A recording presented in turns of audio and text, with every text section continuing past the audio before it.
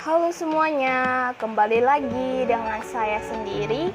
Perkenalkan, nama saya Friska Destalia Lumban Batu, NPM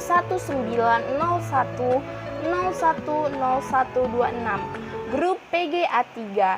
Saya merupakan mahasiswi dari Universitas HKBP Nomensem Pematang Siantar, Prodi PGSD, Stambuk 2019. Baiklah, video kali ini kita akan membahas mengenai video pembelajaran menulis. Ini merupakan tugas dari mata kuliah Bahasa Indonesia kelas tinggi. Baiklah, mari kita saksikan bersama-sama pemahaman akan pembelajaran menulis tersebut. A. Pengertian menulis. Menulis adalah suatu kegiatan untuk menciptakan suatu catatan atau informasi pada suatu media dengan menggunakan aksara. Menulis bisa dilakukan pada media kertas dengan menggunakan alat-alat seperti pena atau pensil. Baiklah, selanjutnya kita akan masuk kepada B. Tujuan dan fungsi menulis di kelas tinggi. Menurut Hugo Hartig dalam Tarigan, di bukunya tahun 1986 halaman 24-25, tujuan menulis adalah 1. Tujuan penugasan, 2. Tujuan altruistik, 3. Tujuan persuasif, 4. Tujuan informasional, 5. Tujuan pernyataan diri, 6. Tujuan kreatif penulis, 7. Tujuan pemecahan masalah. Lanjut kepada fungsi menulis. Menurut Bernard Percy, secara rinci, fungsi menulis adalah 1. Sebagai sarana untuk mengungkapkan diri, 2. Sebagai sarana pemahaman, 3. Menulis dapat membantu mengembangkan kepuasan pribadi, 4. Menulis dapat meningkatkan keterlibatan secara bersemangat, 5. Menulis mampu mengembangkan suatu pemahaman dan kemampuan menggunakan bahasa. Selanjutnya ada C. Jenis-jenis menulis di kelas tinggi. Adapun jenis-jenis menulis adalah sebagai berikut.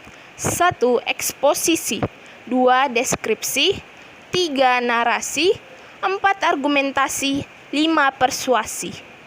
D. Metode pembelajaran menulis di kelas tinggi. Adapun metodenya adalah sebagai berikut. 1. Metode langsung, 2. Metode tematik, 3. Metode kontekstual, 4. Metode komunikatif, dan 5. Metode integratif. Selanjutnya ada E. Pendekatan pembelajaran menulis di kelas tinggi. Adapun pendekatan yang disarankan dalam pembelajaran menulis meliputi 1. Pendekatan komunikatif, 2. Pendekatan integratif, 3. Pendekatan keterampilan proses, dan 4. Pendekatan tematis. Selanjutnya ada F. Mengenai strategi pembelajaran menulis di kelas tinggi. Adapun strateginya adalah sebagai berikut. 1. Strategi belajar mengajar menulis dengan model pengembangan menulis informal. 2. Strategi pembelajaran menulis dengan model pengembangan menulis proses. 3. Strategi pembelajaran menulis dengan model lintas keterampilan berbahasa. Baiklah, selanjutnya adalah G. Mengenai tahap-tahap pembelajaran menulis di kelas tinggi. 1. Tahap pra-menulis.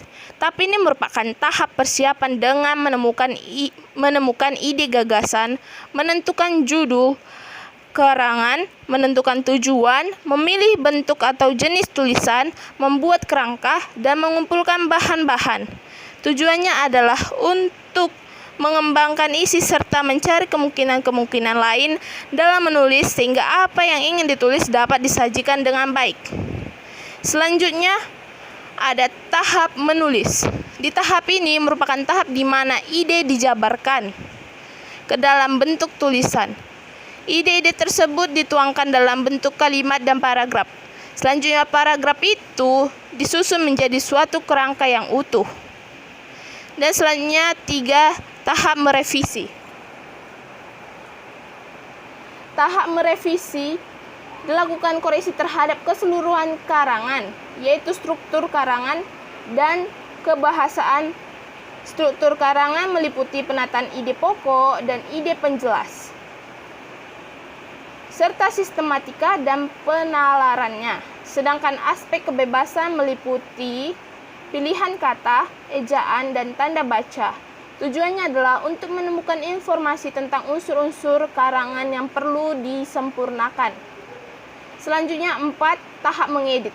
Tahap ini dilakukan untuk setelah tulisan atau hasil karangan dianggap sudah sempurna, hal-hal yang perlu diedit antara lain ukuran kertas, bentuk tulisan, penggunaan gambar, dan ukuran spasi agar hasil tulisan lebih mudah dipahami dan menarik.